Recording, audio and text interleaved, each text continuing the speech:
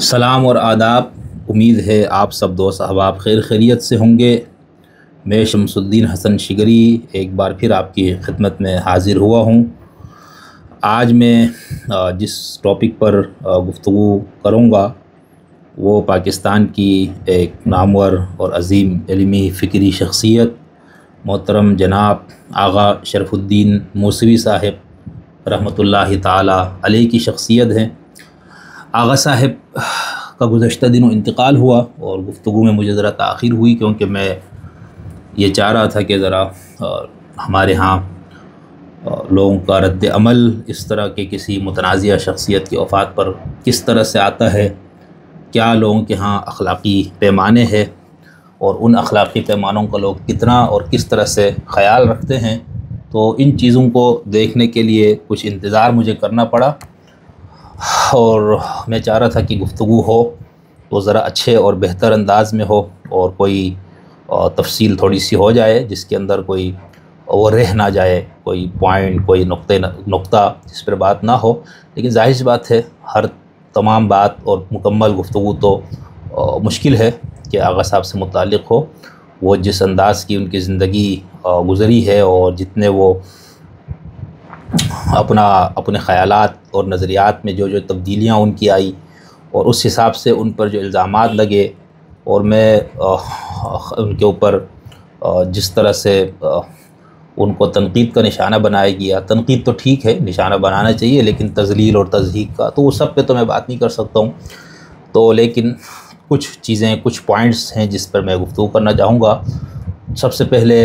ہم خود چونکہ دین کے طالب علم ہونے کے ناطے ہر طرح کے لوگوں کو پڑھنے کی کوشش کرتے ہیں، تو ہم جب بچپن میں مدرسے میں پڑھتے تھے تو اس وقت سے ہم آغا شرف الدین کا نام سن رہے ہیں، سنیوں سے بھی شیعوں سے بھی۔ سنیوں کے ہاں ان کے لیے یہ ہمدردی تھی کہ ایک شیعہ عالم نے بہت ان کے خیالات میں تبدیلی آئی ہے، اور دیکھو کس طرح سے وہ اپنے سابقہ مسلک کے اوپر ان کی تنقید ہے۔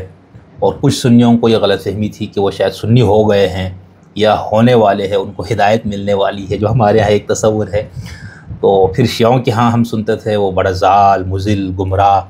ڈالروں میں بکا ہوا، اور نہیں، ڈالر سے پہلے وہ ریال اور سعودی عرب نے ان کو خرید لیا ہے، وہابیوں کا ایجنٹ ہے۔ تو اس طرح کی ہم مختلف ان سے متعلق سنتے تھے۔ پھر ان کے کچھ چھوٹی موٹی کچھ چیزیں پڑھنے کا یہ موقع ملتا رہا، لیکن پھر جب میں اپنا ریسرچ ورک کر رہا تھا تو اس حوالے سے امام حسین کے قیام اور اس حوالے سے اس کی جو سیاسی تعبیر ہے اس پہ جب مواد کو تلاشنا شروع کیا تو پاکستان میں واحد نام آغا شرف الدین کا تھا۔ اس طرح سے ان سے استفادہ کیا، اور پھر ہم نے جب چینل پہ کام شروع کیا تو مختلف الخیال اہل علم سے گفتگو کا ایک سلسلہ، تو میری بہت خواہش تھی، بہت تمنا تھی کہ میں آغا صاحب سے ہی ملوں، لیکن میرے پاس کوئی وسیلہ نہیں تھا، کوئی راستہ نہیں تھا ان تک پہنچنے کا۔ ان کے بچوں میں سے یا ان کے عزیز و اقارب میں سے یا ان کے فکر سے متاثرہ کسی شخص سے ہمارا کوئی تعلق یا رابطہ نہیں تھا، واسطہ نہیں تھا۔ تو پھر ہم نے ایک پروگرام کیا، کئی پروگرامز کیے ویسے تو، آیت اللہ ڈاکٹر محسن نقوی صاحب حفظہ اللہ تعالی، جو اردو زبان میں شیعوں کی سب سے مستند اور معروف کتاب اصول کافی کے پہلے شارح ہیں، ان سے ہم نے مختلف موضوعات پر گفتگو کی۔ تو اس میں سے ایک موضوع پر جب ہم محرم الحرام کے حوالے سے، امام حسین کے قیام کے حوالے سے گفتگو کرتے ہوئے ہم نے ڈاکٹر صاحب سے ضمناً پوچھ لیا آغا شرف الدین سے متعلق۔ انہوں نے بہت اچھے جذبات اور احساسات کا اظہار کیا، ان کے لیے بہت اچھے کلمات کا ہے، جو ان کا انداز ہے لکھنوی انداز میں، شائستگی اور تہذیب کے دامن کو ہاتھ میں رکھتے ہوئے۔ ظاہر سے ان کو بھی اختلاف ہوگا آغا صاحب سے، ہوگا کیا ہے۔ تو وہ جب گفتگو اپلوڈ ہوئی تو اس کے بعد فیس بک وغیرہ سے پتہ چلا، کسی کا نمبر مجھے ملا، بھئی اگر آپ آغا صاحب سے ملنا چاہتے ہیں ان صاحب سے رابطہ کریں۔ مولانا شکور صاحب تھے، وہ بھی بلتستان سے ان کا تعلق، ان کے آغا صاحب کے بہت باوفا شاگردوں میں سے، ان کے خیالات سے بہت متفق، ان سے رابطہ ہوا۔ پھر انہوں نے مجھے کہا کہ آپ تشریف لے آئے، تو اس طرح سے آغا صاحب سے ہماری پہلی ملاقات ہوئی، اور پھر اس میں ہم نے ان سے ایک انٹرویو کیا۔ پھر دوسری بار میں ان کے پاس گیا، کئی بار ان سے تعلق بنا، اور بہت پتہ نہیں کس وجہ سے ان کو مجھ سے محبت کا بہت انہوں نے اظہار کیا، بہت محبت، یعنی مجھے امید نہیں تھی، جس طرح جو ان سے بہت پہلے لوگ ملے تھے یا ماضی قریب میں بھی، تو ان کا یہ تھا کہ آغا صاحب لوگوں سے کم ملتے ہیں اور ان کے مزاج میں یوں ہے، فلانا ہے۔ ہمیں تو جس آغا سے، لیکن پہلی ملاقات میں ان کا ذرا تھا، ان کو یہ لگا کہ کوئی مناظر بندہ پہنچا ہے یا اس طرح، اور ظاہر سی بات ہے ان کو لوگوں نے جس طرح کیا ہوا تھا۔ تو میں محض طالب علم بن کے گیا تھا، ظاہر سے تو طالب علم ہی ہوں، تو ان سے بات چیت کی، اور جو ہم نے سنا ہوا تھا بھائی ڈالر اور ریال اور پتہ نہیں کیا کیا ان کو ملا ہوا ہے اور ملتا ہے، تو ہم نے جب ان کا گھر، کمرہ، اسٹڈی روم، ان کا شاید بیڈ روم بھی وہی تھا جہاں وہ سوتے تھے، اس کو دیکھا تو ہم نے کہا ارے تو بالکل ہی فقیر بوریا نشین شخص ہے۔ تو پھر اس کے بعد میں نے دوسری ملاقات کے بعد ایک چھوٹا سا ایک مضمون کا ایک پوسٹ لکھی تھی فیس بک پہ، جس کا میں نے عنوان رکھا تھا مقامی وہابیوں آل اسماعیل، یعنی اسرائیل، کچھ نے یہ بھی الزام لگایا ہوا تھا ان پہ، مقامی وہابیوں آل اسماعیل آل یعقوب اور امریکہ سے فنڈڈ ایک فقیر بوریا نشین سے 2 ملاقاتیں۔ اس میں نے یوں لکھا تھا کہ ہمارے ہاں جو بھی شخص اپنے آبائی مسلک سے ذرا ادھر ادھر ہو گیا یا اسے مکمل ترک کر دیا، اور اگر وہ عالم، اسکالر اور تحقیق کے میدان سے تعلق رکھتا ہے تو اس کے خلاف انتہائی منفی پروپیگنڈا شروع کر دیا جاتا ہے۔ اگر وہ شخص کسی موجود مسلک کو اختیار کرتا ہے تو اسے بکا ہوا، جاہ پرست، زر پرست وغیرہ مشہور کیا جاتا ہے۔ اگر اس محقق یا عالم کی تنقید تمام مسالک پر ہو تو پھر اس کے بارے میں کہا جاتا ہے کہ اس کو فلاں ملک نے خرید لیا ہے۔ اس معاملے میں تمام مسالک اور مذاہب یکساں ہے، الحمدللہ اس معاملے میں مساوات ہے۔ یہ ہر مسلک میں ابھی بتاؤں گا آپ کو کس طرح سے۔ آگے میں نے لکھا، ہم نے بچپن سے یہی سنا کہ آغا شرف الدین موسوی بلتستانی صاحب بک گئے ہیں، وہابی اور سنی ہو گیا ہے، اس کو بہت پیسہ ملتا ہے، کتابیں وہابی لوگ لکھتے ہیں اور شرف الدین اپنے نام سے شائع کرتا ہے تاکہ مسلک کے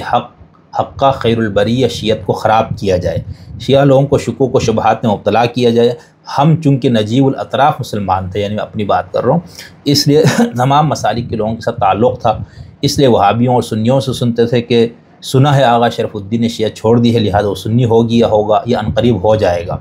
پھر میں نے بریکٹ میں لکھا، ہمارے لوگوں کے ذہنوں میں ہے کہ تشیع ترک کیا تو تسنن کو اختیار کر لیا، تسنن کو ترک کیا تو تشیع کو اختیار کر لیا، حالانکہ دنیا اس سے بہت بڑی ہے۔ میری بدقسمتی کہ اس پورے دور میں فکری سفر کی وجہ سے ہم نے مذہبی علماء اور مباحث کو اہمیت دینا چھوڑ دیا تھا، اس لیے آغا صاحب کو براہ راست پڑھنے کا موقع نہیں ملا۔ کچھ چیزیں جس طرح میں نے شروع میں کہا پڑھ لیتے، لیکن وہ گہرائی کے ساتھ نہیں۔ پھر ایم فل اسلامیات کرتے ہوئے قیام امام حسین کی مختلف تعبیرات اور ولایت فقی بمعنی سیاسی پر ریسرچ کرتے ہوئے ہم نے آغا صاحب کی کتاب تفسیر سیاسی قیام امام حسین کو پڑھا۔ اس کتاب کو پڑھ کر احساس ہوا کہ آغا صاحب واحد پاکستانی شیعہ عالم دین ہیں جو فکر خمینی کے حقیقی علمبردار ہیں اور ولایت فقی اور اسلامی انقلاب وغیرہ کے شدید ترین حامی ہیں، اور علمی کام کرتے ہوئے مسلکی حد بندیوں سے کافی آزاد ہیں اس کتاب کو پڑھتے ہوئے یا ان چیزوں کو، کیونکہ جو حقیقی فکر خمینی و خامنائی کے علمبردار ہوگا وہ بہت وسیع المشرب ہو جاتا ہے اور مسلکی تنازعات کو پرکاہ کی اہمیت نہیں دیتا۔ لیکن یہ ابھی آگے بتاؤں گا کہ یہ کیا اس کے اندر تضاد ہے، ہونا یہی چاہیے جیسے ہمارے ہم موجود ہے کچھ لوگ، خیر اس پہ بات کروں گا۔ البتہ جو ویسے ہی امام خمینی اور خامنائی کا نام لیتا ہے مگر ان کی فکر سے نابلد ہوتا ہے، اس سے مسئلے کی شدت کا کیڑا موجود رہتا ہے، جیسے سید مودودی کے فکر کے حقیقی علمبرداروں کی مثال بھی ہمارے سامنے ہے۔ یہ لوگ مسلکی تنازعات سے مکمل آزاد ہوتے ہیں، جیسے اس وقت پاکستان میں فکر خمینی و خامنائی کے حقیقی علمبردار سید جواد نقوی حفظہ اللہ تعالی ہیں۔ بہرحال یوں ہم آغا صاحب سے مکمل متعارف ہوئے، پھر مزید کچھ کتابیں پڑھی تو اندازہ ہوا کہ ای شخص دیگر است۔ آغا صاحب کی زیارت اور ملاقات کا بہت متمنی تھا۔ فیس بک پر کچھ دوستوں کو میسیجز کیے تو بتایا گیا کہ ثقل سماعت اور پیرانہ سالی کی وجہ سے آغا صاحب بہت کم لوگوں سے ملتے ہیں، میرے پاس درمیان کا کوئی وسیلہ بھی نہیں تھا۔ بہرحال پھر ملاقات ہو ہی گئی، ایک مختصر گفتگو ریکارڈ کر کے اپنے چینل پر اپلوڈ کیا، حسب امید ملا جلا رد عمل آیا۔ پہلی ملاقات اور پہلی گفتگو تھی اس لیے کچھ سوالات نہیں کر سکا۔ پھر دوسری ملاقات ہوئی جس میں قدرے تفصیل سے کچھ سخت سوالات پوچھنے کی جسارت کی، اور پھر یہ لکھا تھا کہ آج شام 6 بجے یہ گفتگو آپ ملاحظہ فرمائیں گے، یہ میں نے لکھا تھا۔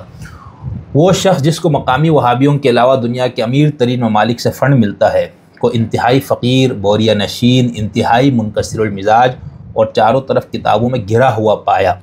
ہم نے پوچھا بھی کہ یہ سارا روپیہ، ڈالر، دینار، شیقل یا شیلقلیم آل یعقوب کی کرنسی یعنی اسرائیل کی پاکستانی کرنسی 76 روپے بنتا ہے، کہاں رکھا ہوا ہے؟ اس شدید گرمی میں اپنی لائبریری جو کہ بیٹھک بھی ہے میں، نہ کوئی اے سی نہ کچھ اور لگژری۔ دوستوں کو اندازہ نہیں ہے کہ آغا صاحب نے جس فہم دین کو حق سمجھا،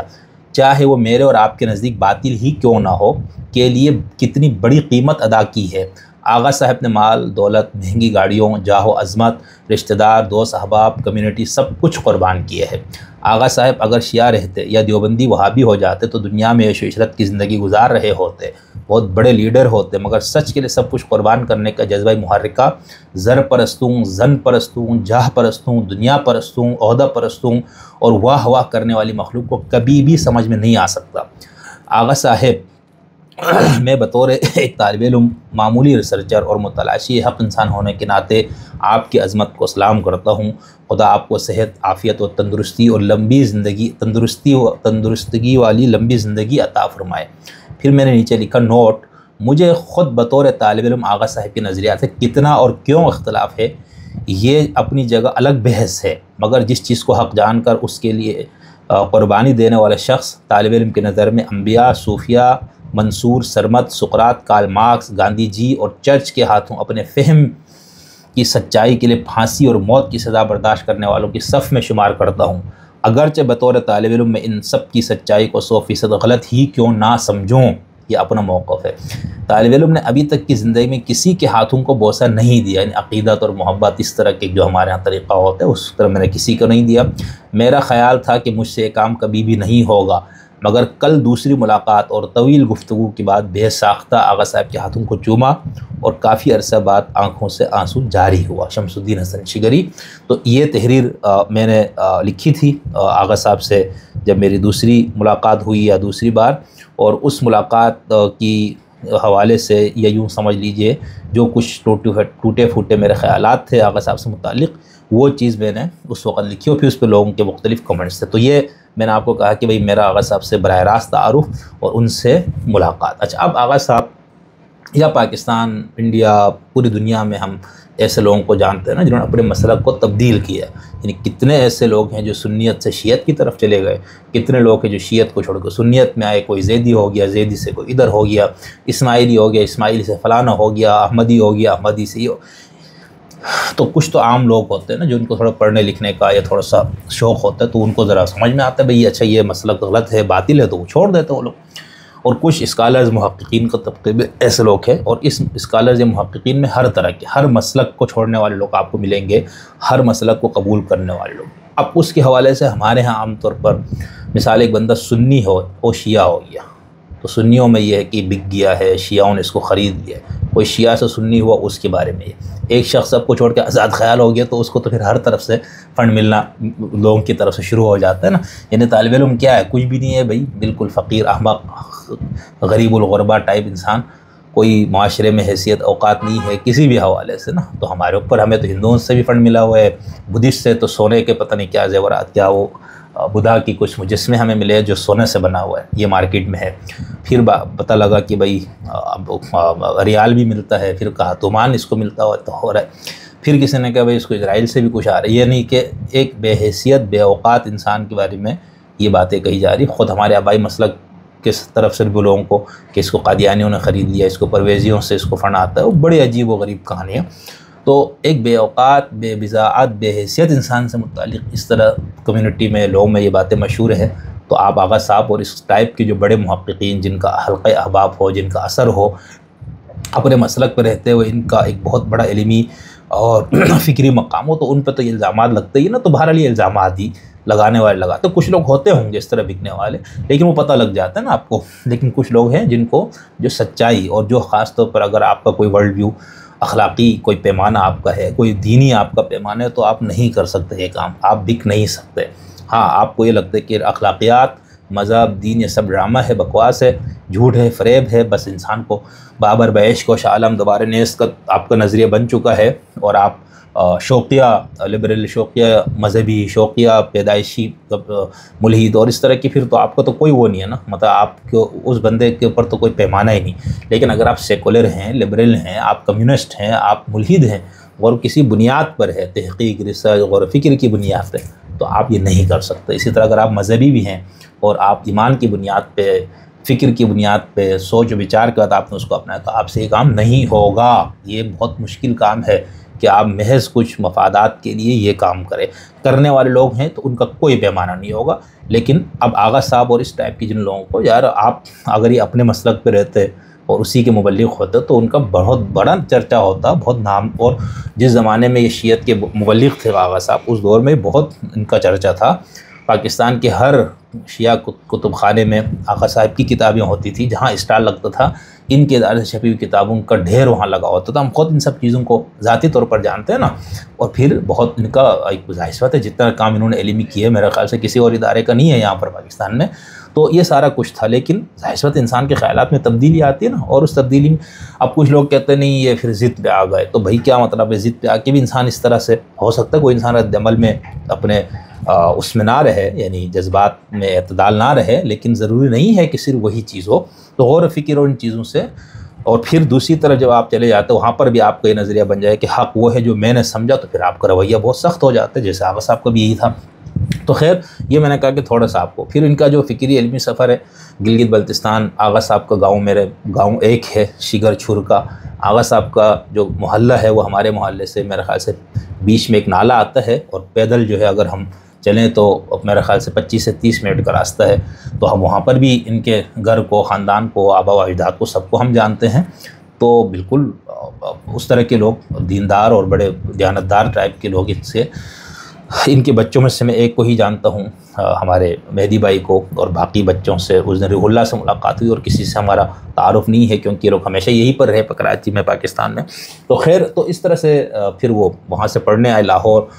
یہ پوری چیزیں آپ نے لوگوں سے سنی پڑھی ہوں گی نا، تو میں اس پہ ٹائم نہیں لگاتا، لیکن مختصر بتا رہا ہوں۔ پھر یہاں سے وہ نجف اشرف چلے گئے، اور نجف اشرف سے واپسی پر پھر وہ کچھ عرصہ انہوں نے گلگت بلتستان میں اپنے علاقے میں تبلیغ کا کام شروع کیا، اور بڑا کہتے ہیں کہ اس وقت جوش و خروش کے ساتھ، جو ہمارے شگر اور اس کے علاقے میں ایک تنتنا، جوش، ولولہ، جذبے کے ساتھ ایک کام، اور بہت وہاں پر ان کی شہرت بھی ہو گئی۔ پھر اس کے بعد وہ قم چلے گئے، وہاں پر اساتذہ سے تعلیم حاصل کی، پھر واپس آئے، پھر انہوں نے بہت شیعت کے اوپر کام کیا، عربی فارسی کی کتابوں کے ترجمے شائع کیے، کتابیں لکھی تشیع کے حق میں، امامت کے حق میں، دفاع میں، سب کچھ میں۔ لیکن اس میں بھی اس وقت بھی ان کے اندر نیک فطرت انسان کی نشانی کہ اس وقت بھی وہ ان کا جو اخلاص تھا وہ مسلک کے اندر ہوتے ہوئے دین کے ساتھ تھا۔ یعنی یہ نہیں کہہ رہا ہوں کہ دین اور مسلک، یعنی مسلک ایک فہم دین ہوتا ہے نا، اور وہ دین الگ ہوتے، ظاہر سی بات ہے، اس پہ ہم بات کریں گے۔ تو اس میں بھی آغا صاحب جو ہے وہ اس طرح سے متشدد ٹائپ نہیں تھے غالباً، اور ہم نے بھی اپنے گاؤں میں جو ان سے متعلق روایات اور گفتگو سنی، اس میں بھی ایسے ہی، یعنی ایک محقق عالم کے طور پر ان کا تعارف تھا، اور کوئی سب و شتم، گالم گلوچ یا مناظرانہ طبیعت کے ساتھ مل کر لوگوں کو وہ کرنا، دوسرے مسالک کو، ایسا نہیں۔ اچھا پھر آغا صاحب کے اندر بہت زیادہ یہ تھا، اب آخر میں تو جو ہم ملے بالکل منکسر آدمی، مطلب وہ اپنے بارے میں کچھ بھی نہیں بتانے کے لیے تیار۔ میں نے بہت زبردستی کر کے آخری ان کے ساتھ گفتگو کی، وہ بھی جبراً سمجھ لے میری طرف سے، میں اس کے لیے شرمندہ بھی ہوں، وہ بات نہیں کرنا چاہ رہے تھے کہ میں نے کہا بھائی آپ اپنے بارے میں کچھ تو بتائیں، وہ اس کے لیے بالکل بھی تیار نہیں ہوئے، کسی طرح سے بھی وہ اس کے لیے راضی نہیں تھے۔ اور پھر ان کو جب جوڑا جاتا تھا، یہ جھم ہوتا نا، جیسے میں فخر کر رہا ہوں بھائی میرے فلاں اساتذہ ہے، میں آغا صاحب سے ملا ہوں، یہ ایک خوشی ہوتی انسان کو، اور کچھ لوگ اس کو اپنے کسی مقصد کے لیے بھی استعمال کرتے، لیکن آغا صاحب اس وجہ سے کہ بھئی میں کسی بڑے مرجع کا، عالم کا اپنے نسبت دے کے کیوں اپنے آپ کو بڑا بناؤں، جو ہوں وہ ہے بس، تو وہ بات نہیں کرنا چاہ رہے تھے، میری بہت خواہش تھی کہ وہ اس پہ کرے۔ بہرحال تو یہ تھوڑا سا میں نے کہا کہ آپ کو بتا دوں۔ پھر ان کے بارے میں یہ کہ وہ سنی، وہ کوئی نہیں سنی ہوا، وہ تمام مذاہب، یعنی مذاہب کو وہ مسالک کے معنی میں استعمال کرتے تھے کہ مسلمانوں کے جتنے بھی مسالک ہیں وہ یہ کہتے تھے یہ سب ضد اسلام ہے، قرآن کے خلاف ہے، فرقہ واریت منع ہے، فرقہ بنانا، تو ان کی جو چوٹ ہے وہ سب مسالک پہ، لیکن چونکہ وہ شیعت کے اندر سے نکلے تھے، وہ سارا پڑھنا پڑھانا، ان کی پوری تعلیم وہاں پر ہوئی تھی، تو اس حساب سے ہو سکتا ہے، اور یہ چیز کہ زیادہ ان کی گفتگو کا رخ آپ کو نظر آتا ہو کہ شیعت کے اوپر یا اس پہ، لیکن وہ سب مسالک کے ساتھ ان کا یکساں وہ تھا۔ اچھا اب میں بہت زیادہ ان کا تعارف اس طرح سے کرتا ہوا نہیں رہنا چاہتا، صرف یہاں پر ایک کتاب ہے عربی زبان میں، اس کتاب سے میں آغا صاحب سے متعلق ان کا تعارف آپ سمجھ لیں مختصر میں آپ کے سامنے رکھتا ہوں، جس کے اندر سے آپ کو پتہ لگے گا۔ یہ کتاب ہے تلامذۃ الامام الشہید الصدر ملامحہم النفسیہ و مواقفہم الاجتماعیہ، یہ 378 صفحے پر مشتمل کتاب ہے، لکھنے والے کا نام ہے السید محمد الغروی، اور یہ کتاب چھپی ہے دارالہادی بیروت سے، اور سن طبع اولا 2002 میں یہ کتاب شائع ہوئی ہے۔ لکھنے والا عربی جن کے تلامذہ کا نام لکھا ہے وہ آپ کو معلوم ہے، باقر الصدر صاحب اہل تشیع دنیا کے بہت بڑے آدمی تھے، یعنی یوں سمجھ لیجئے کہ وہ اس دور میں امام خمینی اور ان سب سے بہت ہی زیادہ معروف، بہت مشہور، بہت ان کا علمی کام اس حوالے سے ان کا نام ہے۔ تو باقر الصدر صاحب کی شاگردوں پر کسی نے یہ بندے نے کتاب لکھی ہے، کتاب کا نام یہ سب بتا دی۔ اس کے صفحہ نمبر 201 پہ لکھا ہوا ہے کہ السید علی شرف الدین، آگے لکھتے ہیں کہ هو السید علی بن السید محمد بن السید حسن الموسوی شرف الدین، ولد فی علی آباد التابعہ لمقاطعۃ بلتستان الپاکستانیہ فی سنہ، یعنی وہ کہتے ہیں کہ ان کی ولادت ہوئی ہے پاکستان کے ایک علاقے بلتستان میں، اور اس بلتستان کے ایک علاقہ شگر کے اندر، کب 1942 یعنی 1942 میں۔ پھر اس کے بعد لکھا ہے کہ ولد فی علی آباد، یہ ہو گیا، ونشأ وترعرع فی بلتستان مسقط رأسہ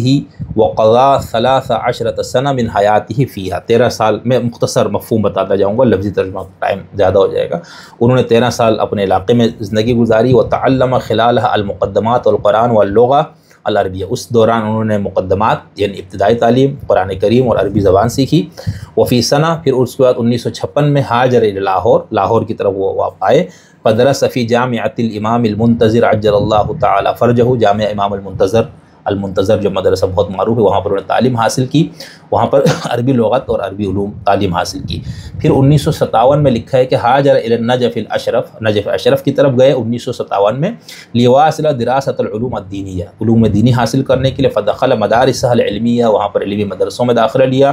ودرس الفلسفہ والادب، انہوں نے فلسفہ اور ادب پڑھا عند سید ذیشان حیدر جوادی کے پاس، ودرس عند الشیخ صدرہ البادکوبی الکفایہ، ان سے پڑھا، واتمہ عند السید مسلم الحلی کے پاس انہوں نے اس الکفایہ کو مکمل کیا، ودرس عند الشیخ محسن الاسفی المنطق، منطق انہوں نے ان کے پاس پڑھا، وشیء من الفلسفہ، اور کچھ فلسفہ بھی ان کے پاس پڑھا،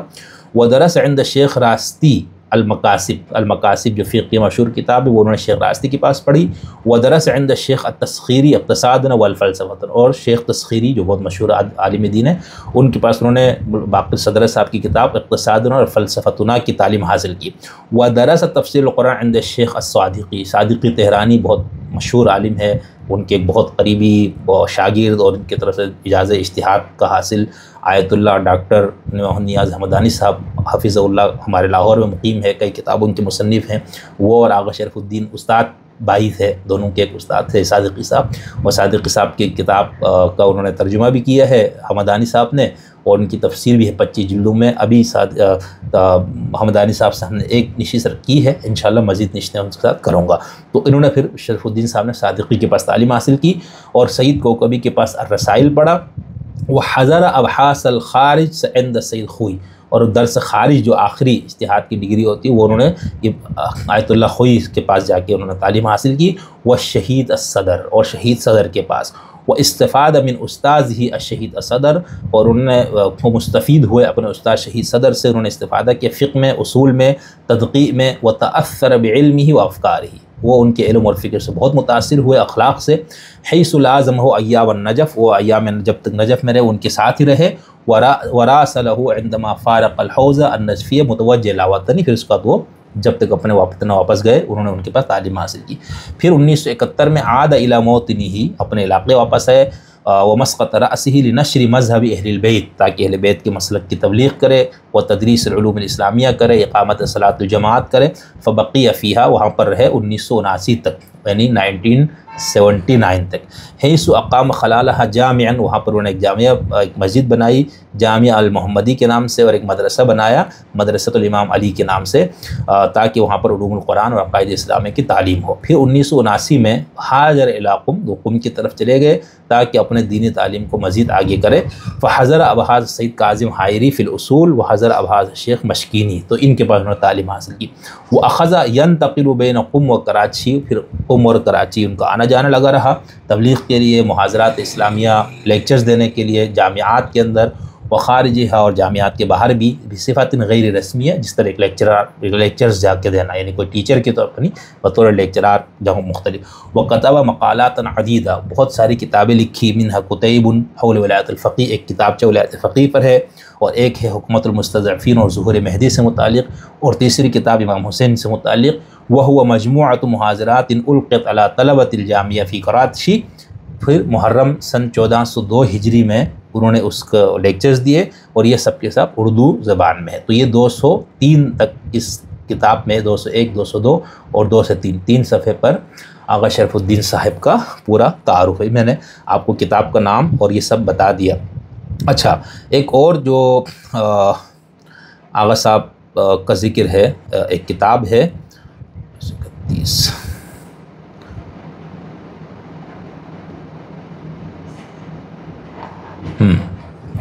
یہ ایک کتاب ہے تقریباً 5 جلدوں میں، اور وہ ہے کتاب کا نام محمد باقر الصدر السیرہ والمسیرہ فی حقائق و وثائق، باقر الصدر کی پوری لائف سے متعلق، اور یہ ہے احمد عبداللہ ابو زید العاملی کی کتاب،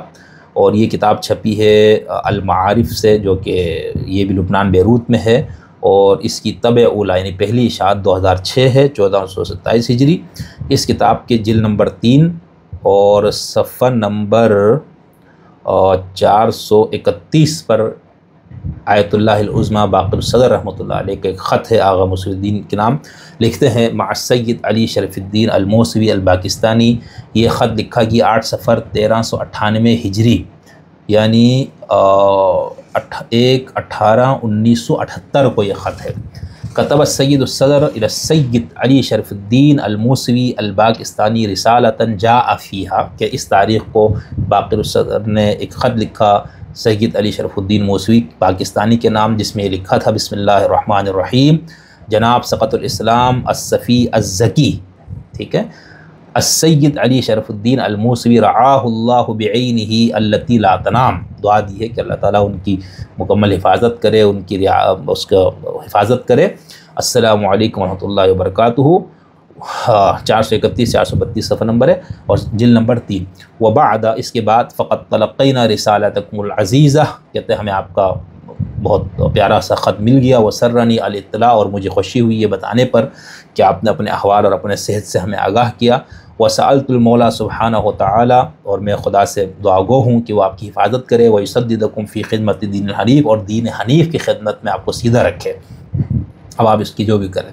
وقد کتبتم الینا تخبرونا، اور آپ نے ہمیں یہ بتایا ہے اپنے خط میں کہ منہاج الصالحین آپ کو کتاب وہ مل چکی ہے، وترغبون فی الحصول علی الفتاوی الواضحہ، اور آپ نے یہ لکھا کہ آپ کو فتاوی الواضحہ کتاب چاہیے۔ والحقیقت ان ارسلنا الیکم کتاب الفتاوی الواضحہ فی شہر شوال، کہتے ہیں ہم نے آپ کو کتاب بھیج دی ہے شوال کے مہینے میں، ونسأل الآن عن وصولہ، اور ابھی ہم آپ تک پہنچنے کے اس کے لیے منتظر ہیں، ونرجو ان یکون قد وصل، بلکہ امید ہے کہ کتاب پہنچ گئی ہوگی۔ والطبعۃ الاولی نفذت، کہتے پہلی جو اشاعت تھی کتاب کی طبع اولی، وہ کتاب ختم ہو گئی ہے، والآن علی وشک کی خروج طبع ثانیہ، اور ابھی دوسری طبع اس کی آنے والی ہے۔ وقد اضفنا الی الطبعۃ الثانیہ مقدم فی اصول الدین، کہتے ہیں ہم نے طبع ثانی جو کتاب فتاوی واضحہ جو منگوائی تھی آغا صاحب نے باقر الصدر صاحب سے،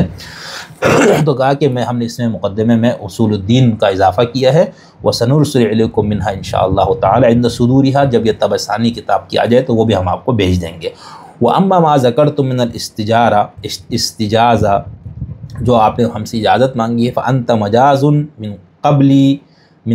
میری طرف سے آپ کو اجازت ہے، فی الصرف علی نفسکم بقدر الحاجہ من سہل من الامام علیہ السلام، آپ کو جو سہم امام سے کچھ ملتا ہے اس کو آپ کہیں بھی خرچ کریں، اور اپنی ضرورت کے مطابق اپنے اوپر خرچ کریں، اور وکذالک فی الصرف فی الشؤون الدینیہ، اور جو دینی کاموں کے اندر آپ اس کو خرچ کریں، من انشاء مدرسۃ ونحو ذالک، جو بھی آپ مدرسہ اسکول وغیرہ تعلیمی ادارے بناتے اس پہ،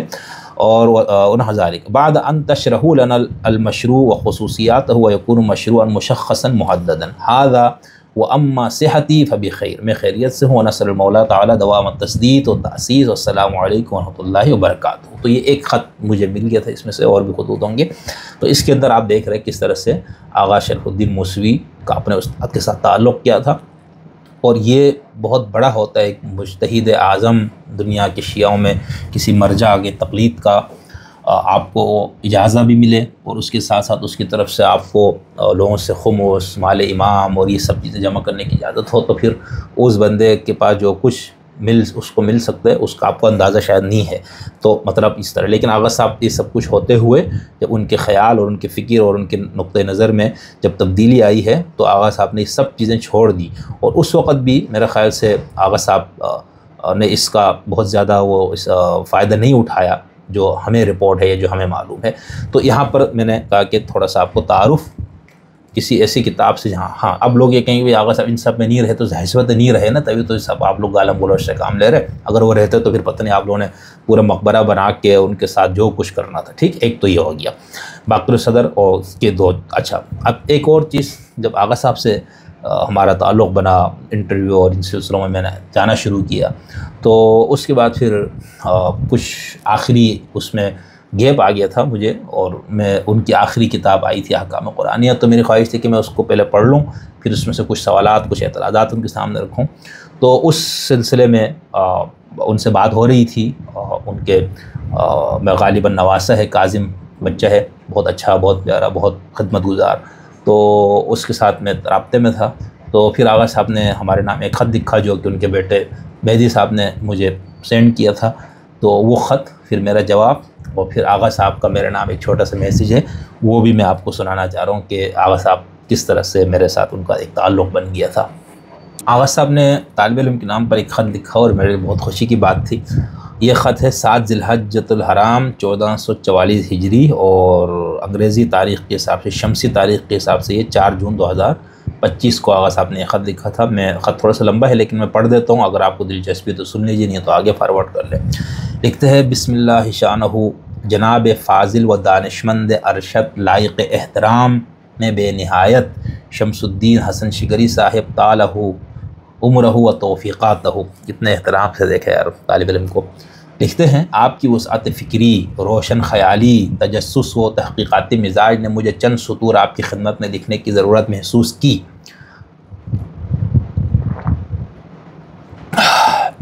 آپ کو معلوم ہوگا، ورنہ میں ابھی بتانے کی جسارت کر رہا ہوں، زبان زد عام و خاص یہ ہے کہ علم کی بہت فضیلت ہے، لیکن اختلاف یہ ہے کہ کون سا علم قابل احترام ہے، اس میں بہت نزاع و اختلاف ہے۔ اس کے لیے سکرد و محکمہ شریعہ کے قضات کے سامنے اپیل دائر کرنے کی ضرورت ہے۔ یہ مزاح انہوں نے کی ہے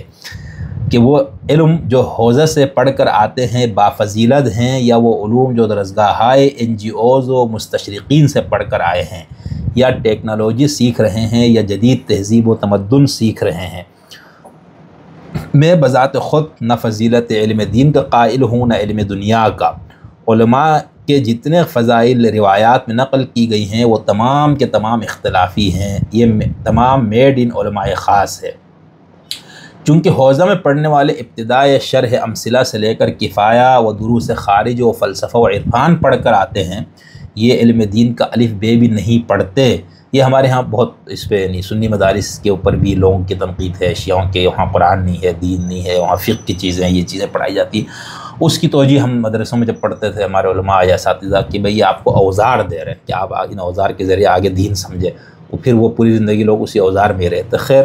تو یہ آغا صاحب کا بھی اسی طرح اشارہ، یہ صرف آغا صاحب کا شکوہ نہیں، بہت سارے لوگوں کا۔ دنیا میں یہ علوم پڑھنے والے نوع فیض، اچھا آگے لکھتے ہیں، یہ علم دین کا الف بے بھی نہیں پڑھتے۔ دنیا میں یہ علوم پڑھنے والے 90% ملحد ہیں۔ مغربی درسگاہوں سے پڑھنے والے اکثر و بیشتر افراد ہوں یا یہاں کے درسگاہوں کے پڑھے لکھے ہوں، بالآخر دین کا مذاق اڑاتے ہیں۔ اب دین سے مراد آپ سے نے رکھے آغا صاحب کے جو مسلک کی تبلیغ یا اپنے تشیع، تسنن، باطنیہ، زیدیہ، کسی وہابیہ کی تبلیغ، اس کی نشر و اشاعت کو آغا صاحب کہتے ہیں دین کی تبلیغ نہیں ہے۔ تو اس مفہوم میں ہی بات کر رہے ہیں۔ چنانچہ کراچی کے موجودہ مطہری ہاسٹل کے فاضل طلباء نے ایک زمانے میں خود مجھے آ کر کہا کہ نصاب سے دین کو ہی نکال دینا چاہیے، یہی فساد کی جڑ ہے۔ چنانچہ بلتستان کے ایک مشہور کنٹرولر غلام مہدی اور ہمارے ماسٹر فضل صاحب میرے بھی استاد ہیں کا کہنا، مرحوم ہوگا اللہ ان کی مغفرت فرمائے، تو ان کا کہنا تھا کہ نعوذ باللہ ام المومنین حضرت عائشہ رضی اللہ عنہا سے زیادہ بے نظیر بھٹو بہتر ہیں۔ علوم و فنون کا کوئی فضیلت نہیں، یہ بس ایک ہنر ہے، یہ مشنری والے ہوں یا اسکول والے، بے دینی کے خوف سے بچنے کے لیے علم کی فضیلت کی روایات گڑھی گئی ہیں۔ آپ بہت سے افراد سے انٹرویو لیتے ہیں، میں نے اس دن مروت میں آپ کو اجازت دی، حالانکہ ایک شخص پنجاب سے بذریعہ ریل میرے انٹرویو لینے آیا، میں نے منع کیا۔ مشہور استاد سبت جعفر، عارف نقوی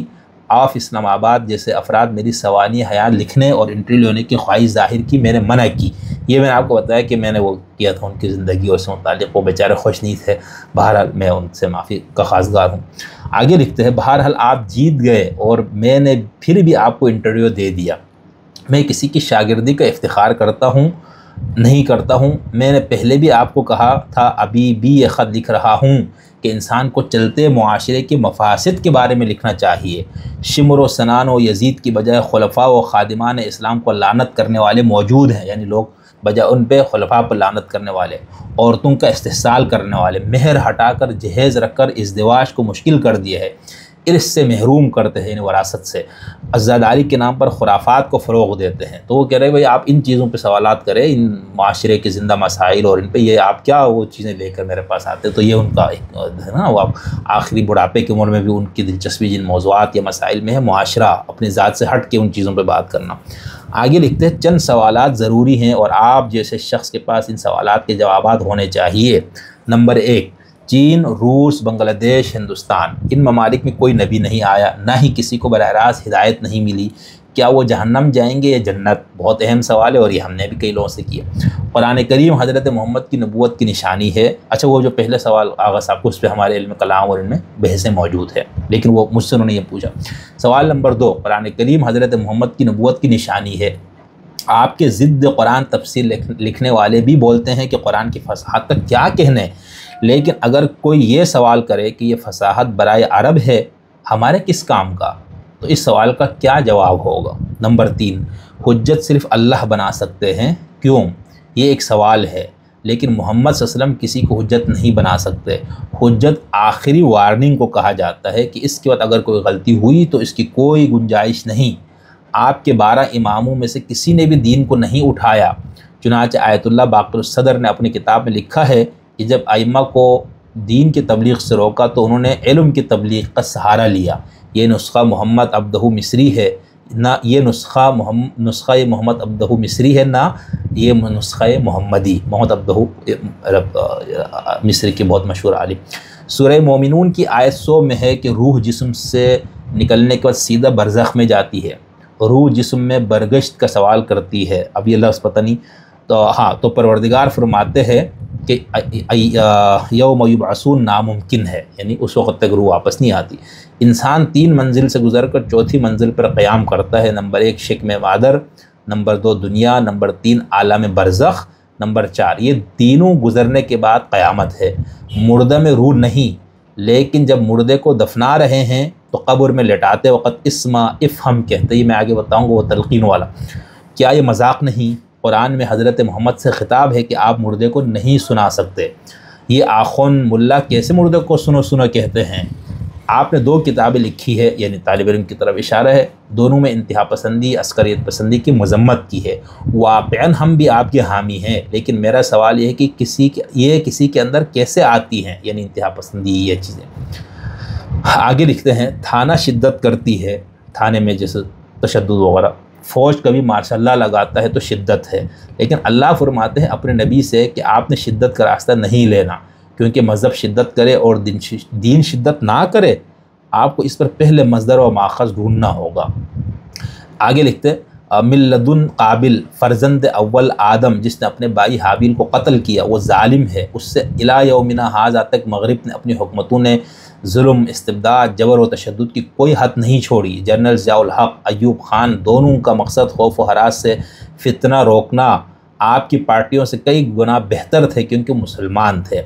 بہرحال دنیا میں ہٹلر، ہلاکو گزرے ہیں، لیکن یہ بیچارے تینوں خلفاء جنہوں نے اپنا دنیا، مال، سب کچھ دین اسلام پر قربان کرنے کا الی یومنا ھذا لعن کرنے کی کیا دلیل ہے؟ یہ علی و زہرا سے دوستی نہیں، علیہ السلام لکھا ہے دونوں پر، ٹھیک ہے۔ علی علیہ السلام ان کا احترام کرتے تھے، علی کے سامنے اسلام تھا۔ یہ انتقام اسلام اور محمد سے لے رہے ہیں، نہ کہ خلفاء سے۔ یہی وہ لوگ ہیں جو پاکستان میں اسلام و لا الہ الا اللہ کو کھڑا نہیں ہونے دیتے۔ بہرحال آغا صاحب کا اشارہ جن کی طرف ہے آپ کو پتہ ہے، یہ ان کا اپنا نقطۂ نظر ہے، جو لوگ یہ کام کرتے ہیں ان کی اپنی دلیل ہے، ان کا اپنا ایک استدلال ہے، ان کا اپنا ایک موقف ہے، اس کا احترام رکھنا چاہیے ہم سب کو بھی، اور جو لوگ یہ کرتے ہیں حیثیت اپنے مذہب کے مطابق کرتے ہیں۔ خیر آگے آغا صاحب لکھتے ہیں، خوارج نے امیر المومنین علی علیہ السلام کو کافر قرار دے دیا۔ شیعوں میں ایک فرقہ کاملیہ کا کہنا ہے کہ خلفاء علی کی بیعت نہ کر کے کافر ہوئے اور علی ان سے جنگ نہ کر کے کافر ہو گئے، یعنی خوارج کے علاوہ بھی ایک فرقے کا بتا رہے ہیں۔ اس خوارج سے وابستہ شیعوں کے ایک فرقے کہنا ہے، ٹھیک، اس خوارج سے وابستہ شکست خوردہ ابن ملجم مرادی نے علی کو شہید کیا، لیکن علی نے وصیت کی کہ میرے قاتل نے مجھے ایک ضربت ماری ہے، اسے ایک سے زیادہ نہ مارنا، لیکن آپ نے مختار ثقفی جس نے قاتلان حسین کو دیواروں میں چن دیا اور اس کے فروغ کے لیے سینما کے پردے پر فلم نشر کر دی، ہم اپنے دل میں بلتستان میں ہو یا یہاں پر ہو یا آپ کے پڑھے لکھے سامعین سب کے لیے کراہت رکھتا ہوں، کیونکہ آپ کے دل میں اسلام کے لیے کراہت ہے۔ یہ مجھے میرے مخاطب کر کے لکھ رہے ہیں، میں نے کبھی اپنے طول عمر کے لیے دعا کی، نہ ہی جلدی مرنے کی خواہش ظاہر کی، کیونکہ ان کی دعا کی مجلس بھی بدعت ہے، دعا کرائے کی گاڑی نہیں کہ اس سے پیٹ بھرا جائے۔ اللہ ارشاد فرماتے ہیں کہ ہر چیز مت مانگو کیونکہ تمہیں برا لگ جائے گا، وہ لا تسألوا عن اشیاء ان کی طرف شاید اشارہ ہے۔ چاہے علماء ہو یا آپ کے جدت پسند سامعین، سب دین سے بے بہرہ ہیں۔ مجھے حیرت ہے کہ داڑھی نماز کے داعی دین سے نفرت اور ملک میں فرقہ واریت کیوں پھیلاتے ہیں۔ آپ کے شگر کے جید علماء اکرام خود شدت پسندی کے حامی ہے۔ لبیک یا حسین کا نعرہ لگا کر گلاپور جانے کی وجہ بتا سکتے ہیں؟ یہ وہاں ایک ہوا تھا کچھ سال پہلے، شیعوں کو ایک جلوس گزرا ایک مذہب حدیث مدرسے کے سامنے سے، وہاں پر انہوں نے جلوس روک کر نعرے بازی کی تو وہاں پر کچھ بدمزگی ہو گئی تھی، تو اس کی طرف اشارہ ہے۔ کیا حسین نے خود آپ کو بلایا؟ یہ گلاپور ایک علاقے کا نام ہے، ہمارے شگر میں ہے، لیکن ہم دریا کی اس طرف ہے رہتے ہیں، اور یہ گلاپور دریا کی دوسری طرف ہے۔ آگے لکھتے ہیں، بہرحال شمع خراشی معاف، میرے دل میں آپ کے لیے کوئی سیاہ نقطہ نہیں، آپ کو شائستہ شخصیت سمجھتے ہوئے معاشرے میں گزرنے والے مظالم پر آپ کی خاموشی دیکھ کر اسے آپ کی خدمت میں پیش کیا۔ قیامت میں محشور ہونا ہے اور ہر شخص کو اس کا نامہ اعمال کے ساتھ ملائکہ کہیں گے کہ تم جو کچھ کر رہے تھے ہم لکھ رہے تھے، اور پھر کہا جائے گا اقرأ کتابک کفیٰ بنفسک، آپ کا دل خواہ دل دا آگے بریکٹ میں لکھتے، یہ نہیں کہوں گا کہ آپ کا دعا گو، نہ ہی دوست لکھوں گا کیونکہ کوئی دوست نہیں۔ والسلام علیکم ورحمۃ اللہ وبرکاتہ۔ علی شرف الدین، 7 ذی الحج الحرام 1444 ہجری۔ تو یہ تو ہو گیا آغا صاحب کا ہمارے نام کا۔ اب میں کیا جواب لکھتا، بالکل ایک احمق طالب علم، تو بہرحال پھر ہم نے ٹوٹے پھوٹے الفاظ میں کچھ لکھ دیا، اور اس میں کیا لکھا وہ سنا دیتا ہوں خواب۔ میں نے لکھا بسم اللہ تعالیٰ السلام علیکم ورحمۃ اللہ وبرکاتہ۔ اب یہ میں نے آغا صاحب کو طالب علم کے طور پر ایک خط کا جواب دیا، اور تمام مندرجات پہ نہیں، بہرحال کچھ باتیں لکھی، پتہ نہیں آپ سن لیجئے۔ میں نے لکھا کہ جناب محسن فکر و دانش آغا شرف الدین صاحب طال اللہ عمرک وعافاک من شرور الاشرار، امید ہے آپ جناب بخیر و عافیت ہوں گے اور دین متین کی خدمت میں مصروف عمل ہوں گے۔ میرے لیے بطور طالب علم یہی بات بہت زیادہ سعادت اور خوشی کا باعث ہے کہ آپ جناب نے مجھ سے بہت محبت اور شفقت کا معاملہ فرمایا۔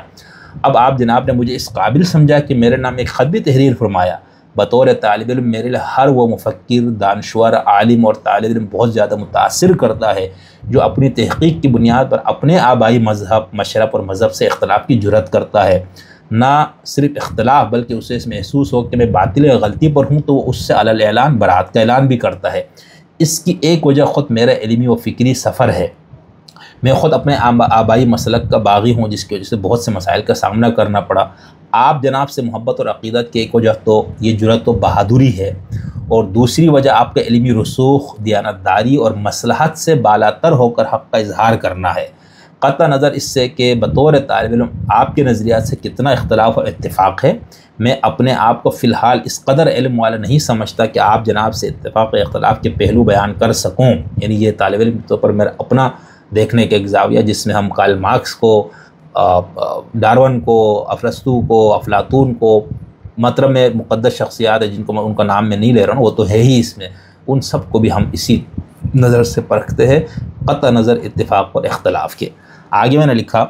ہمیشہ سے آپ جناب سے ملاقات کی تمنا اور خواہش تھی مگر بوجوہ ممکن نہ ہو سکا، لیکن جب آپ جناب سے پہلی ملاقات ہوئی اور آپ سے بالمشافہ استفادے کا موقع ملا تو وہ میری زندگی کی انتہائی اہم اور پر مسرت مواقع میں سے ایک تھا۔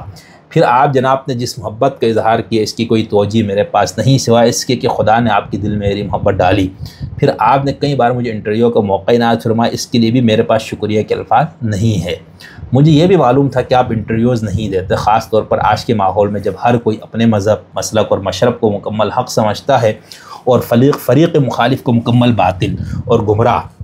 اس ماحول میں آپ کی گفتگو کو لوگ اپنے مذہبی اور مسلکی مقاصد کے لیے استعمال کرتے ہیں یا کریں گے۔ میرا بطور طالب علم موجودہ مسالک میں سے کسی کے ساتھ کسی بھی طرح کا کوئی تعلق نہیں ہے اور نہ ہی کسی مسلک سے ہمدردی ہے، اس لیے میں ہر اسکالر، عالم اور مفکر اور ہر مسلک، عقیدہ، مذہب کے علماء سے ملاقات کرتا ہوں اور کچھ طالب علمانہ سوالات رکھتا ہوں ان کے جواب سے قطع نظر کہ اس کا فائدہ یا نقصان کس کو ہو رہا ہے۔ یعنی بطور طالب علم ہم جس کا بھی کرتے ہیں اس میں مجھے یہ نہیں ہوتا کہ اس انٹرویو سے اس فلاں مسلک کو یا فلاں کو فائدہ ہوگا یا نقصان ہوگا، قطعاً نعوذ باللہ یہ کہیں میرا مقصد نہیں ہوتا، صرف علم پہنچانا۔ تو یہ میں نے آغا صاحب کے سامنے رکھا۔ پھر میں نے لکھا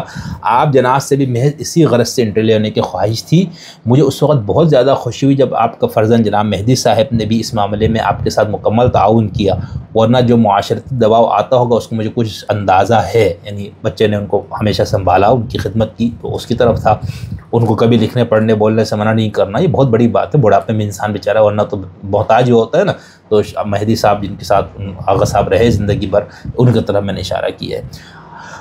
آگے میں نے لکھا کہ جہاں تک آپ کی علمی، فکری اور مسلکی سفر سے متعلق گفتگو کی جو خواہش تھی، یعنی جس کو میں نے اصرار کر کے کچھ ایک انٹرویو کرنے میں کامیاب ہوا تھا لیکن وہ بھی اتنا اچھا نہیں ہوا کیونکہ آغا صاحب بولنے ہی نہیں چاہ رہے تھے، تو میں نے لکھا کہ اس کی کیا وجہ ہے، مجھے کیا دلچسپی تھی کہ میں آپ کے اس سفر کو جاننا چاہوں۔ تو میں نے لکھا کہ اس کی کئی وجوہات ہیں۔ مثلا ایک شیعہ عالم، محقق اور مبلغ کیوں اور کن بنیادوں پر اپنا آبائی مسلک ترک کیا؟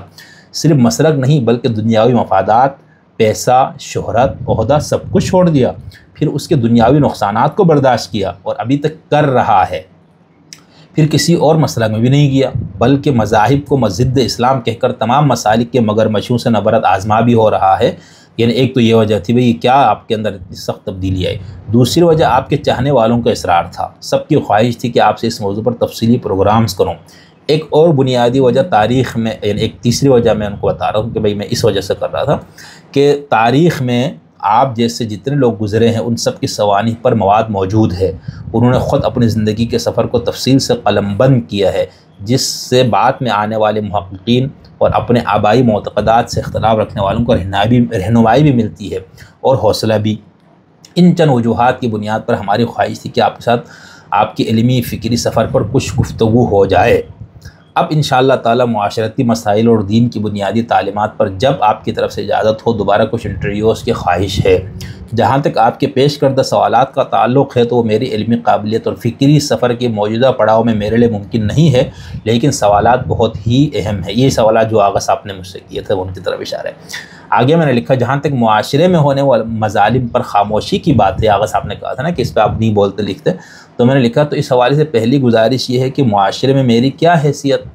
ایک غریب الوطن اور خود بے سہارا مزدور ہوں، بچوں کو پالنے کے لیے لوگوں کے گھروں میں جا کر ٹیوشنز پڑھاتا ہوں، اس لیے کوئی حیثیت نہیں، لیکن اس کے باوجود اپنے چینل پر یا اپنی تحریر وغیرہ میں مذہب، مسلک، عقیدہ اور نظریے سے بالاتر ہو کر ظلم و بربریت پر بولنے اور لکھنے کی کوشش ہوتی ہے میری۔ آخر میں نے لکھا کہ آخر میں آپ جناب کا ایک بار پھر بہت شکریہ کہ آپ نے مجھے اس قابل سمجھا کہ میرے لیے چند سطور لکھے، کچھ نصیحتیں کیں اور نیک تمناؤں کا اظہار کیا۔ آپ کے علم، فہم دین، جرأت اظہار اور حق گوئی کی وجہ سے آپ سے محبت کرنے والا ایک ادنا ترین طالب علم۔ والسلام علیکم ورحمۃ اللہ وبرکاتہ۔ شمس الدین حسن شگری، 4 جون 2025۔ تو یہ میں نے آغا صاحب کو اس کا لکھا تھا، لیکن خط میرے خیال سے میں نے 5 یا 6 کو ان کی طرف روانہ کیا تھا، بھیجا تھا ان کو، تو یہ ہے۔ اب اس کے بعد آغا صاحب کا اس پر میں نے یہ طے کیا تھا کہ میں جو آپ کی آخری کتاب ہے اس پہ کچھ سوالات کے ساتھ حاضر ہوں گا، اور میری بدبختی یہ ہوئی، میں اپنے آپ سے بہت ملامت کر رہا ہوں کہ میں نے جلدی کیوں نہیں کی، کیوں مجھے اپنی مصروفیات کو جیسے میں نے تاخیر کا، کیونکہ مجھے وہم و گمان میں نہیں تھا نا کہ یہ حادثہ ہو جائے گا، آغا صاحب دنیا سے چلے جائیں گے، تو پھر لیکن آغا صاحب نے پھر مجھے ایک وائس میسیج بھیجا ہے اپنے ان کا نواسہ ہے غالباً جن کے موبائل سے، کاظم صاحب کے، وہ میں آپ کو سنا دیتا ہوں۔ تو آغا صاحب انہیں جب میں نے خط لکھا تو وہ کاظم جو بچہ ان کے پاس تھا انہوں نے مجھے یہ جب میسیج کیا، پہلے یہ سن لیجئے۔ السلام علیکم ورحمۃ اللہ وبرکاتہ. بہت بہت شکریہ جو میں آپ کا یہ جواباً خط کہیں یا جو بھی آپ، میں آپ کو ابھی بس پرنٹ نکال کے دے رہا ہوں. باقی آغا بھی بہت منتظر تھا آپ کے جواب کا، تو میں نے ابھی بتایا تو بہت پرجوش ہے آپ کے خط جواب کو پڑھنے کے لیے. یہ جو کیوں سے ملا جی، بہت شکریہ جی. اب میں نے اس کا جواب دیا کاظم کو. کاظم بس واغا صاحب لوگ بہت مہربانی، واغا صاحب محبت ہے. تو بہرحال طالب علمانہ کچھ بیوچ خدمت پیش پیا جا واغا صاحب لوگ خوش بھی پڑے ہوئے رہتے جہاں دے سے وہیں خدمت میں نا خوش ہو علماء آئے چھوٹا طالب علم ہونے بہرحال. اگر تو یہ میں نے آغا صاحب کو یعنی بچے کو جواب دیا بھائی ہماری کیا ویسے توقعات، بلدی میں نے ان کو بھیجا. اچھا اس کا پھر آغا صاحب نے مجھے ایک جواب بھی میسیج کیا، وہ ذرا سن لیجئے. السلام علیکم. السلام علیکم. یہ اب آغا صاحب کا میسیج ہے جو میرا خط پڑھنے کے بعد انہوں نے مجھے کیا. السلام علیکم. یہ آغا صاحب آپ سے کچھ کہنا چاہ رہے ہیں، بولیں. السلام علیکم. السلام علیکم. آپ بولتے جائیں، یہ بعد میں سن لیں گے. شوز بھائی بس اتنا لکھتے ہیں شکریہ فون پہ، یا تھوڑا دو جملہ بہت لمبا لکھا ہے، آپ کا بھی وقت ضائع ہو گیا. اگر ہم بھی لکھیں گے تو اور سلسلہ چلے گا. بہت مہربانی. آپ ناراض ہی ہوئے، وہی ہمارے لیے ایک دنیا ہے. آغا صاحب بہت شکریہ. اب وہ آغا صاحب نے یہ کیا تو اس کا جواب طالب علم نے دیا ہے، وہ بس سن لیجئے. یا نہیں، وہ آپ نے بہت لمبا لکھا تھا تو اس کے حساب سے میں نے مختصر لکھ دیا نا. مجھے لگا کہ مجھے جواب اس طرح لکھ کے دیں گے تو اچھا ہے، لیکن نہیں ناراض کیوں ہوں گے؟ آپ ہمیں ڈانٹے، آپ ہمیں تھپڑ ہی ماریں گے تو ناراض نہیں ہوں گے. آپ ہمارے لیے بہت محترم ہیں، بہت ہمارے بزرگ ہیں، ہمارے والد کی جگہ ہیں آپ. اور میرے والد صاحب آپ سے شاید 2-3 سال بڑے ہوں گے بس. تو نہیں، بہت خوشی ہوئی. آپ انشاءاللہ میں دوبارہ آؤں گا تو آپ نے ہمیں ایک تھپڑ بھی لگانا ہے تاکہ ہم آپ کو بتائیں کہ ہم ناراض نہیں ہوں گے آپ سے. تو یہ میں نے آپ کو سنا دیا بھائی آغا صاحب سے جو وفات سے کچھ دن پہلے جو ہماری ان سے گفتگو ہوئی ہے، اور یہ میسیجز جو ہے 4 جون 2025 اور 5 جون کے درمیان میں یہ سب کچھ ہوا. ٹھیک، تو یہ میں نے کہا کہ تھوڑا سا بتا دو. اچھا اب ہم تھوڑا سا آگے چلتے بھائی. جب آپ کو کسی بھی محقق سے، کسی اسکالر سے، کسی نقطہ نظر کے مبلغ سے اختلاف ہو تو اس اختلاف کا جواب کس طرح دیا جائے. ٹھیک ہے، اب جیسے آغا صاحب پر بڑے الزامات گٹھیا ترین اور عجیب و غریب انسان پڑھ کے گناتی ہے ان کو، لیکن اس میں اب ہم یہ کہتے ہیں جیسے مثال کے آغا صاحب ایک محقق انسان تھے، تو اب میں اگر ان کا اوپر تنقید کرنا چاہوں گا تو پھر یا تو میں بطور ایک اثنا عشری شیعہ کے کروں گا، یا ایک زیدی شیعہ کے، یا کسی بھی مسلک وہابی کے طور پر، ایک سنی کے طور پر، ایک دیوبندی کے طور پر، ایک ملحد کے طور پر، ایک قرآنسٹ کے طور پر، ایک سیکولر لبرل اور سوشلسٹ نقطہ نظر کو لے کر. یعنی اگر میں سوشلسٹ نقطہ نظر سے آغا شرف الدین کا جائزہ لوں گا تو اس کا اپنا پیمانہ ہوگا کہ اسی وجہ ہم کہیں گے یار یہ بالکل ہی غلط بات ہے، فلانا ہے. میں ایک اثنا عشری شیعہ کے طور پر آغا صاحب کا جائزہ لوں گا تو اسی حساب سے میں نتائج اخذ کروں گا، ان کے علم پر، فکر پر، ان کے نتائج پر میں رد کروں گا. میں ایک وہابی بن کر کرتا ہوں، جو بھی آپ کو ورلڈ ویو ہے، تو آپ اس نقطہ نظر سے آغا صاحب پر تنقید کریں، یہ آپ کا، میرا، ہم سب کا حق ہے. لیکن پھر اس میں یہ آپ کا فریم ورک طے ہوگا کہ بھئی آپ آغا شرف الدین کے نظریات پہ تنقید کریں کس فریم ورک میں؟ اثنا عشری شیعہ فریم ورک. کس نقطہ نظر سے، کس ورلڈ ویو کو سامنے رکھ کے؟ اسماعیلی. کس سے؟ وہابی. تو آپ ان میں سے کسی بھی نقطہ نظر کے ساتھ آغا صاحب پہ تنقید شروع کریں گے تو آغا صاحب کے ہر اس پہ کسی نہ کسی حوالے سے ہر ایک مسلک والے کو ان سے اختلاف ہوگا، اور ہونا بھی چاہیے، ظاہر سی بات ہے جب وہ خود کسی مسلک سے نہیں رہے. اچھا یہ تو ہو گیا ایک مسئلہ، ورلڈ ویو، اپنا ایک نظریہ، اپنا ایک عقیدہ رکھ کر تنقید کرنا. ایک دوسرا طریقہ یہ ہے کہ میں کہتا ہوں بھائی میں ایک بالکل غیر جانبدار محقق طالب علم کے طور پر آغا صاحب کی فکر کا جائزہ لیتا ہوں، کسی بھی شخص کا. تو مثال میں اگر دین، تو اب آغا شرف الدین کا اگر میں جائزہ لوں گا تو ہم ان کو بنیادی طور پر 3 حصوں میں تقسیم کر دیں گے. یعنی ایک تو ان کے عقائد سے متعلق، دین کے اندر انہوں نے جو فہم اپنے پیش کیا، ایک دین کے فروعی معاملات سے متعلق. ٹھیک ہے، تو اس کے اندر ہم یہ دیکھیں گے مثال انہوں نے کوئی عقیدہ بیان کیا، یا کوئی کہا بھی یہ ہے قرآن کا مطالبہ، یا یہ ہے مسلمان کا عقیدہ، تو ہم اس کو دیکھیں گے نا کہ استنباط کیا ہے. قرآن مجید سے ظاہر سی بات ان کا استنباط ہوگا، یا کسی روایت سے بھی ہوگا. تو اس کے اندر پھر ہم بحث کریں گے کہ بھئی اس آیت سے آغا صاحب کہتے ہیں کہ مسلمان کا عقیدہ ہونا چاہیے، تو کس طرح آیت کا سیاق و سباق دیکھیں گے، لغوی معنی دیکھیں گے، سب کچھ دیکھیں گے، پھر اس کے بعد ہم اس کی شان نزول دیکھیں گے، تفسیر دیکھیں گے، 14 سال کی علمی روایت کو دیکھیں گے، پھر ہم یہ کہیں گے کہ بھئی اس آیت میں شیعوں کا یہ موقف ہے، فلانا کا یہ ہے، سنیوں کا یہ ہے، وہابیوں کا یہ ہے، زیدیوں کا یہ ہے، اسماعیلیوں کا یہ ہے، آغا شرف الدین کا یہ ہے. اور بطور طالب علم میں یہ سمجھتا ہوں کہ اس معاملے میں آغا صاحب کا نقطہ نظر غلط ہے، تو میں وجوہات بتا دوں گا کہ اس وجہ سے غلط ہے. یعنی یہاں پر میں ایک مسلک کا نمائندہ بن کے نہیں، ایک محقق کے طور پر کروں گا. تو اس کے اندر پھر کہیں پر ہم کہیں گے آغا صاحب کا یہ نقطہ نظر شیعوں سے ملتا ہے، کہیں سنیوں سے ملتا ہے، کہیں ہم کہیں گے کسی سے بھی نہیں ملتا ہے ان کا ہی. اور اس میں ہم اگر ان کے دلیل کی کمزوری واضح کریں گے تو اس کے اپنے پیمانے سے کریں گے. یعنی ایک تو یہ کہ 14 سال علمی روایت کو سامنے رکھ کے بھی کیا جا سکتا ہے، ایک جس جگہ سے انہوں نے استنباط کیا ہے قرآن سے یا کسی اور جگہ سے، تو اس حوالے سے. دوسرا ہے تاریخ کے کچھ واقعات، مثال کے طور پر بہت سی چیزیں جس کا آغا صاحب نے انکار کیا تو اس کا مواخذہ بھی اسی طرح ہوگا. مثال کے طور آغا صاحب کہتے ہیں حضرت فاطمہ پر مظالم جو ہے یہ ثابت نہیں ہے حضرت عمر کی طرف سے، ثانی کی طرف سے، تو اب بینی ہے تو مطلب کس بنیاد پہ؟ یہ تو ایسا ہی ایک نے بیان دے دیا نا. مثال میں کہتا ہوں نہیں حضرت عمر کی طرف سے ثابت ہے، یہ بھی ایک بیان ہو گیا. ایک کہتا نہیں ہے، یہ بھی ایک بیان. اچھا اب ہم چلتے ہیں بھائی یہ بات آئی کہاں سے؟ اب ہم تاریخ کی کتابوں میں جائیں گے، روایات کی کتابوں میں جائیں گے، جہاں جہاں یہ واقعہ آیا ہے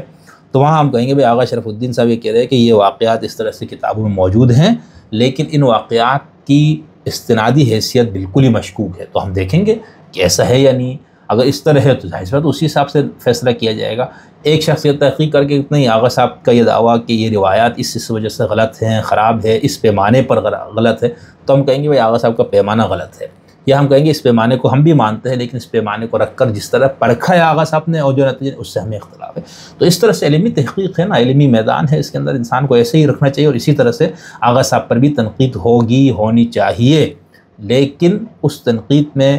تضحیک میں، تضلیل میں، گالم گلوچ کرنے میں فرق ہے. ٹھیک ہے، یہ بہت ذہن میں رکھیے گا. اچھا پھر یہ تو ہو گیا، میں نے کہا کہ تھوڑی سی آغا صاحب سے ملاقات اور ان کا میرے نام خط، ان کا تھوڑا سا تعارف آپ کو.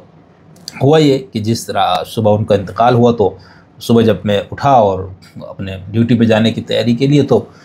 سوشل میڈیا دیکھا تو وہاں پر ایک ان کے پیج پر اور کئی جگہوں پر تھا کہ آغا صاحب کو انتقال ہو گیا. تو مجھے یقین نہیں آیا. میں نے فوراً مہدی صاحب کو میسیج کیا اور کاظم جو بچہ تھا اس کو بھی کہ بھئی یہ کیا، تو انہوں نے فوراً تصدیق کی بھئی اس طرح ہوا ہے.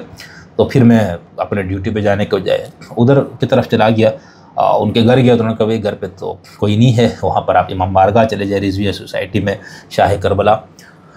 بارگاہ میں گیا تو کچھ 8 10 15 20 لوگ آئے ہوئے تھے، کچھ بلتستان کے، کچھ ان کے رشتہ دار، کچھ علاقے کے لوگ، کچھ شاگرد وغیرہ، کچھ ان کے فکر سے متاثر یا ان سے تعلق دار لوگ. ان کے بیٹے دونوں وہاں پر موجود تھے، باقی داماد ان کا وہاں پر موجود تھا، وہ بھی ہمارے محلے کے.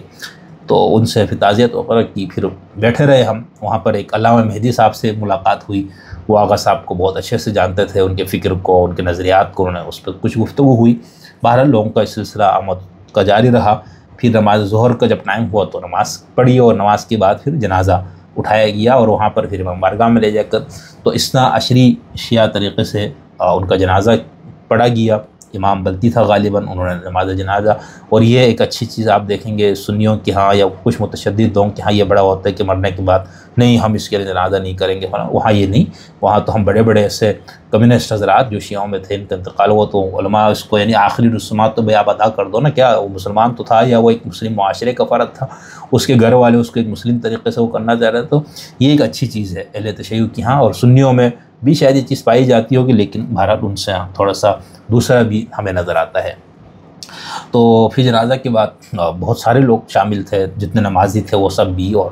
ایک بندہ آیا تھا بہت دور سے، ملیر سے، وہ مجھ سے ملا. انہوں نے میں تو نہیں جانتا تھا، تو انہوں نے کہا میں تو پوڈ کاسٹ کے ذریعے آغا صاحب کو سنا، ان کو بہت میں ان سے محبت میں گرفتار ہوا. اور صبح آپ نے جب لکھا تھا تو میں نے فوراً وہ خبر پڑھی اور میں اپنے کام سے چھٹی لے کر جنازے میں آیا. اس طرح 2-3 اور لوگ بھی ملاقات ہوئی. اور اس جنازے میں یعنی مسلک سے والا تر لوگ بھی شامل تھے اور مسلک کے لوگ بھی شامل تھے. پھر اس کے بعد ان کو تدفین کے لیے لے جائے گی وادی السلام قبرستان میں، میرے خیال سے وہاں پر یہ پاور ہاؤس کی طرف ہے، یہ اہل تشیع کا قبرستان ہے. تو وہاں پر پھر ان کو کی تدفین ہوئی. اور پھر تدفین کے بعد ظاہر سی بات ہے شیعوں کے ہاں یہ کہ تدفین کرتے ہوئے جب میت کو قبر میں اتارتا تو تلقین کا وہاں پر ایک ہوتا پڑھی جاتی ہے. اور جیسے آغا صاحب نے خود اس خط نے بھی اس کی طرف اشارہ کیا، اس کے بڑے خلاف تھے. تو وہاں پر پھر آغا صاحب کے شاگرد مولانا شکور نے منع کیا کہ مولانا صاحب جو مسجد کے تھے وہ تو کتاب لے کر موجود تھے تلقین پڑھنے کے لیے، تو لیکن مولانا شکور صاحب نے فرمایا کہ بھئی آغا صاحب کی طرف سے یہ اجازت نہیں ہے کہ یہ چیز پڑھی جائے، ان کے فہم دین کے مطابق یہ ثابت نہیں ہے۔ تو پھر ان کے بیٹے نے بھی کہا کہ نہ پڑھے، تو وہ تلقین وغیرہ کا نہیں ہوا، باقی سب کچھ الحمدللہ جنازہ تدفین ان سب سے تو بس ہم غمگین ہی رہے، اور ابھی بھی دل میں وہ ہے اور کچھ حسرت بھی ہے کہ ہم کیوں ملنے نہیں گئے دوبارہ۔ اچھا اب یہ تو ہو گیا۔ اچھا اب اس کے بعد جب ان کی وفات کی خبر سوشل میڈیا اور ادھر بہت زیادہ ہوا، تو اس میں ہم نے یہ دیکھا کہ اہل تشیع کے ہاں سے دو طرح کا رد عمل آیا۔ کچھ تو بیچارے انہوں نے اچھے الفاظ میں کہ بھئی آخرت کا انجام جو ہو گیا بس ٹھیک ہے گزر گیا، لیکن اس میں جو دوسری چیز نظر آئی نا وہ بہت ہی یعنی وہ تھا، میں وہ کمنٹس پڑھنے کا بھی دل نہیں کر رہا، میں نے کئی چیزیں یہاں رکھی تھی سنبھال کے، کیونکہ بھئی آپ کا حق ہے، آپ تنقید کریں بالکل ٹکا کے کریں۔ اچھا ٹھیک ہے آپ گالی بھی دے دیں، آپ اس کو جہنمی مرتد کافر سب بھی کہے، لیکن پھر یہ ذہن میں رکھیے گا کہ آپ اصول رکھیں۔ مثال کے طور پر اگر ہم یہ کہتے ہیں کہ شیعوں میں سے جیسے ہمارے دوست ہیں خرم اپنا ذکی رضوی صاحب یا وسیم صاحب یا اس طرح کے اور لوگ جن کے بارے میں دوسرے شیعہ کہتے ہیں یہ غالی ہیں، یہ نصیری ہیں اور یہ مولائی بالکل عجیب شیعت ان کی، تو ان کی طرف سے تو بالکل یہ حق ہے ان کا، وہ جس لب و لہجے میں ان کو دشمن علی، دشمن اہل بیت، فلانا گستاخ اہل بیت کہہ کر رگڑ دے، بالکل آپ گالیاں دیں، بھئی آپ اپنے ولیو کے مطابق دے رہے ہیں نا، آپ کا یہ عقیدہ اور ایمان ہے کہ جو اس طرح مر گیا ہو تو گیا، ٹھیک ہے اچھا کیا آپ نے، ان سے شکایت کوئی نہیں ہے۔ دوسرے وہ لوگ ہیں جن کا یہ خیال ہے کہ تکفیری کہ وہ سب کو اپنے علاوہ نا، اور ہم تو ولایت فقیہ کو ماننے، اور جو خاص طور پر خامنائی کی تصویریں جن کی آئی ڈیز پہ لگی ہوئی تھی ان کی طرف سے جس قسم کی مغلظات یا جس قسم کی گالیاں اور جس قسم کا کہ فحش کلمات اور جس قسم کی تکفیری اور متشدد ذہنیت کا مظاہرہ ہو، اس پہ افسوس صرف ایک وجہ سے ہے، یہ نہیں کہ انہوں نے گالیاں دی، بھئی تو آپ کی تربیت کا اثر ہے نا، آپ دے سکتے بالکل، لیکن آپ کا ورلڈ ویو کیا ہے؟ اب پچھلے سال جب آیت اللہ رئیسی ایران کے صدر کی جب شہادت ہوئی تھی حادثہ طیارے میں، تو اس پہ ظاہر ہے بھائی وہ ایک ملک کا صدر تھا نا، ایک سیاسی عہدہ تھا، اور سیاسی عہدہ ہونے کے حساب سے بہت سے لوگوں کو ان سے شکایتیں ہوں گی، لوگوں کو لگتا ہوگا یہ خراب آدمی ہے، یہ انقلاب کے فوری بعد ان کے اوپر کچھ باتیں تھیں، تو اس کو مثال کے طور پر یہ ہمارے ممدوح علامہ حسن العیاری صاحب حفظ اللہ نے ٹھٹھا سا اڑایا اور کہا کہ ظالم قصائی مر گیا فلانا، اس پہ یہی لوگ جن کے آئی ڈیز پہ خامنائی کی صاحب کی تصویریں لگی ہوئی، جن کا یہ دعویٰ کہ ہم ولایت فقیہ کے ماننے والے اور ہم شیعہ سنی اتحاد پہ ہم فلانا ڈمکانا، انہوں نے تو وہ اخلاقی درس دیے کہ میں تو حیران رہ گیا کہ اچھا یہ بھی ہے، اور کہ کسی مرے ہوئے کو اس طرح سے کہنا، اور یہ تو بنیادی انسانی اخلاقیات سے گری ہوئی حرکت ہے، فلانا ہے ڈمکانا ہے، اور بڑا انہوں نے بھائی سوشل میڈیا کو گرم کر کے رکھا یہ بتانے کے لیے کہ مرنے کے بعد آپ اس طرح سے کہہ رہے ہیں۔ انہی میں سے بہت سے لوگوں کو ہم نے یہ دیکھا، اور میں اس میں سے نام نہیں لینا چاہتا ہوں، اس سب کو جمع کیا ہے، کسی دن اس کو ہم شائع بھی کر دیں گے اپنے چینل پہ یا کہیں پر، لیکن ابھی لمبی گفتگو ہو گئی اس لیے، لیکن آپ خود جا کے دیکھیں۔ مثال کے طور پر مفتی امجد عباس صاحب نے اس کسی کا وہ شعر کیا ان کے اوقات پہ لکھا ہوا، یا پھر اس کے بعد آیت اللہ ڈاکٹر محسن نقوی صاحب کی ایک تحریر کو انہوں نے شیئر کیا کہ استاد محترم نے یہ کہا، تو اس کے نیچے جو گالم گلوچ ہے۔ اسی طرح مولانا فردوس صاحب ایک ہے، ہاں انہوں نے محسن نقوی صاحب کے اس کو شیئر کیا، تو اس کے نیچے آپ جا کے کومنٹس پڑھ لیں۔ اچھا ہم نے جو ایک چھوٹا سا لکھا تو اس کے نیچے تو بہرحال ہر دوسرے طرح کے ہر طرح کے، لیکن اچھا ایک اور کسی ابو صلاح جعفری صاحب غالباً انہوں نے لکھا، تو اس کے نیچے آپ جا کے پڑھ لیں، تو آپ آنکھوں کانوں کو ہاتھ لگائے کہ بھئی یہ بات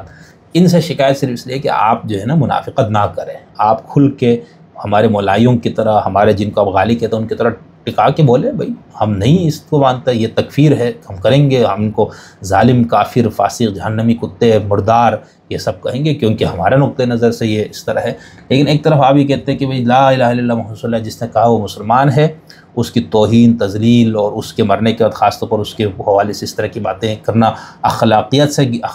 گری ہوئی حرکت ہے، انسانیت سے گری ہوئی، ایک طرف آپ یہ کہیں، اور دوسری طرف آپ علمی اختلاف کی بنیاد پر ایک کسی شخص کے ساتھ اس طرح سے کریں، تو یہ بہت تکلیف کی بات ہے۔ اور ایک دو لوگوں نے جیسے ہمارے ممدوح مولانا علامہ حجت الاسلام والمسلمین علیم رحمانی صاحب، انہوں نے بھی لکھا، لیکن اس کے اندر ہے انہوں نے بہت اس طرح نہیں، انہوں نے کہا بس وہ کیا، اب اس کے ساتھ حشر ہوگا جو ان کا لکھا ہوا فلانا، مطلب انہوں نے حیثیت ہے ایک ہلکا پھلکا وہ تو کیا، ان کا بنتا ہے کرنا، لیکن انہوں نے بہت اخلاق سے اور انسانیت سے گری ہوئی چیزیں نہیں لکھی، لیکن ان کے نیچے جو لوگوں نے لکھا وہ ایسا ہی تھا۔ حالانکہ جب وہ حیات تھے تو علیم صاحب کو بہت ان سے اختلاف تھا. جب بھی میں انٹرویو کر کے اپنے اس پہ ڈالتا تھا تو ان کا لازماً کوئی نہ کوئی منفی اور بہت سخت غصے والا کمنٹ میں آتا تھا. ان کا حق ہے علمی، ان کو اختلاف تھا، ان کو لگتا تھا یہ منحرف ہو گیا ہے اہل بیت کے مذہب سے فلانا. ان کا یہ کہنا ہے کہ بھئی ہم اس لیے ان سے اختلاف، لیکن ان کی وفات پہ انہوں نے اس طرح سے نہیں لکھا، لیکن بہرحال وہ بہت سے لوگوں کو اس پہ اعتراض والی بات بھی تھی جس انداز سے انہوں نے لکھا، لیکن ہم نے یہ کہا اتنا تو حق ان کو دے دے. تو دوسرا طبقہ یہ جو اپنے آپ کو اصولی اور مراجعین کے ماننے والے، اور خاص طور پر جو فقیہ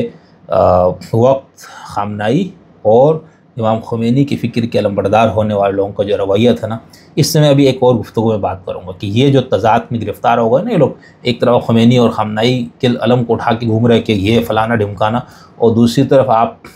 ایک اور کشتی میں بھی سوار ہے. یہ جو تقسیم ہے نا اس پہ ہم ابھی بات کریں گے کسی اور ٹاپک پہ جاتے ہوئے. تو صرف میں نے آپ کو یہ بتانا تھا کہ اس حوالے سے ہمارے ہاں آغا شرف الدین کی وفات اور اس کے اوپر کس طرح سے لوگوں نے کیا کیا کہا، کس طرح کہا، لوگوں کا انداز کیا تھا، طریقہ کیا تھا، یہ سب کچھ. اچھا ایک اور چیز جو ہمیں کہیں سے ملا، اور یہ حبدار صاحب غالباً ہے یا ایک اور صاحب ہے، ہاں انہوں نے سے میں نے کہا بھی یہ وصیت جو ہے نا پبلک ہے، یہ کوئی خفیہ دستاویز نہیں ہے، ٹھیک ہے. تو ایک وصیت نامہ ہے تھوڑا سا لمبا ہے جس کے اندر آغا صاحب نے پھر اپنے حوالے سے کچھ وصیت اور کوئی جس طرح کی چیزیں لکھی ہے. تو یہ بہت لمبا تھوڑا سا ہے، تو اس لیے میں اس کو پڑھ کے سنانے کے اس میں نہیں ہوں. آپ اس کو سوشل میڈیا پہ ڈھونڈ لیجئے تو آپ کو ان کا یہ وصیت نامہ بھی مل جائے گا، ٹھیک ہے. تو یہ تھوڑی سی بات. اب آخری بات یہی کہ آغا شرف الدین جس کو میں جانتا ہوں بالکل فقیر بوریا نشین انسان، کوئی وہاں پر ریال کی چمک دمک، کسی قسم کی عیش و عشرت کی زندگی، لگژری لائف نہیں. ہاں ایک بہت بڑی چیز ہم نے نظر آئی کہ ان کا جو ہے نا گھر میں ایک میرا خیال سے جنریٹر لگا ہوا تھا بس، ٹھیک ہے. اس کے علاوہ کچھ بھی نہیں بالکل. یعنی ایک تو وہ بندہ ہوتا ہے نا جو آپ لوگوں کے بقول، جن کے بقول وہ بکا ہوا ہے، ریال اس کو ملتا ہے سعودی. اب بھائی اتنا لوگوں کے پاس ٹائم نہیں ہے کہ یہ کرتا ہے، لیکن بہرحال آپ کا خیال یہ ہے کہ وہ بندہ ایسا نہیں ہو سکتا، ٹھیک ہے. اب اس میں ایک تو ہوتا ہے نا انسان جان کے اپنا آپ کو فقیر بنا کے رکھتا ہے کہ چلو مجھے پیسہ آ رہا ہے، اپنے اولاد کے لیے 7 پشتوں کا اس نے مال جمع کر لیا. ایک تو یہ ہو سکتا ہے، وہ بھی نہیں ہے ظاہر سے، تو ان کے بچوں سے بھی ہماری دعا سلام ہے، سب جانتے ہیں ہم لوگ ان کو. دوسرا یہ ہے کہ وہ بندہ جو ہے بس مال لے رہا ہے اور اس نے قبر میں ساتھ لے کے جانا ہے. تو یہ آپ کو سمجھ میں آتا ہے کہ کوئی بندہ اس طرح بھی ہو سکتا ہے، ٹھیک ہے. تیسرا یہ ہو سکتا ہے کہ تیرے نہیں، میرا ایک کیا کہنا چاہیے ورلڈ ویو ہے یا میرا ایک مقصد ہے، میں اس سارے پیسے کو اس میں لگا رہا ہوں. تو اس طرح بھی آغا صاحب کا کوئی بڑی تحریک، وہ کچھ کتابیں لکھتے تھے گھر میں بیٹھ کے، املا کراتے تھے یا کام کرتے تھے، بس یہی کام تھا. اور اسی کتابوں سے کچھ پیسہ ان کو آتا ہوگا بیچ باچ کے، تو اپنے باقی ان کے بچے جو بھی تھے ان کا خیال رکھتے ہوں گے. تو یہ اس طرح نہیں ہمیں کرنا چاہیے. بطور طالب علم ہمارا یہ خیال ہے، باقی آپ لوگوں کو ہم سے شدید اختلاف ہوگا اور ہونا بھی چاہیے بھائی، لیکن ہم صرف یہ کہتے ہیں کہ جب آپ کسی شخص پہ تنقید کریں تو ہم یہ بھی نہیں کہیں گے آپ شائستہ زبان آپ میرے لیے بھی نہ کریں. ہم تو بالکل کوئی آدمی بندہ نیچے گالی بھی دے تو ہم اس کو شکریہ، جزاکم اللہ خیر، احسن الجزاء، اجرک علی اللہ کہہ کے اس کو دعا دیتے، پھول بھیج دیتے. ماں بہن تک کے لوگوں نے گالیاں دی، لیکن ٹھیک ہے بھائی آپ کا اپنا ورلڈ ویو ہوگا نا، آپ کا اپنا، یعنی یا تو ایک گھر کی تربیت کا اثر ہو سکتا ہے، یا آپ اپنے دین، مذہب، دھرم، ازم سے اس قدر مخلص ہے کہ آپ کو لگتا ہے کہ جو بندہ اس سے ذراٹ کی بات کر رہا ہے اس کو تو بس ایسے ہی گالی دینا میرے دین کا تقاضا، حمیت دینی سمجھتا، ٹھیک ہے بالکل آپ کر لیں. ایک وہ شخص بھی ہوتا ہے نا جس کو یہ بھائی سب ٹھیک ہے، حمیت دینی بھی اپنی جگہ، مجھے اپنے دین سے، دھرم سے، مذہب سے، عقیدے سے، ازم سے، مسلک سے محبت ہے، عقیدت ہے، اس کو میں حق سمجھتا ہوں. لیکن اگر ایک شخص اس حق سے ہٹ کے بھی کوئی بات کرے تو آپ شائستگی سے بھی اس سے اختلاف کر سکتے ہیں نا. اور اس شائستگی سے اختلاف کرنے میں میرا خیال سے آپ کی دینی حمیت کو کوئی چیلنج نہیں ہو رہا ہے، اور وہ پھر آپ اور خدا کا معاملہ ہے کہ آپ کے اندر دینی حمیت ہے یا کوئی اور وجہ ہے جس سے آپ رعایت برت رہے. تو ہمیں یہ سب چیزیں میں نے دیکھی، تو بس میں نے سوچا کہ یہ کچھ ٹوٹے پھوٹے کلمات آغا صاحب کے لیے میں آپ کے سامنے رکھ دوں. تو میری کوشش ہے کہ میں آغا صاحب کی کسی خاص شاگرد سے جو ان کے ساتھ جنہوں نے بہت عرصہ ٹائم گزارا اس کے ساتھ بھی کوئی نشست رکھوں. آغا صاحب کے بیٹے سے بھی میں نے بات کی مہدی صاحب سے کہ بھائی آپ سے میں ایک نشست رکھنا چاہتا ہوں، آغا صاحب کی سیرت، ان کی زندگی پہ بطور والد، بطور گھر کے بڑے بزرگ، بطور ایک عالم، بچے نے زندگی شروع سے ان کو کس طرح سے دیکھا ہوا ہے. تو ان سب چیزوں پر بھی میں انشاءاللہ ان سے میں نے ٹائم لے لیا ہے. تو امید ہے 2-4 دن میں ان کی گفتگو ریکارڈ کر کے آپ کے سامنے پیش کروں. تھینک یو جی، بہت شکریہ.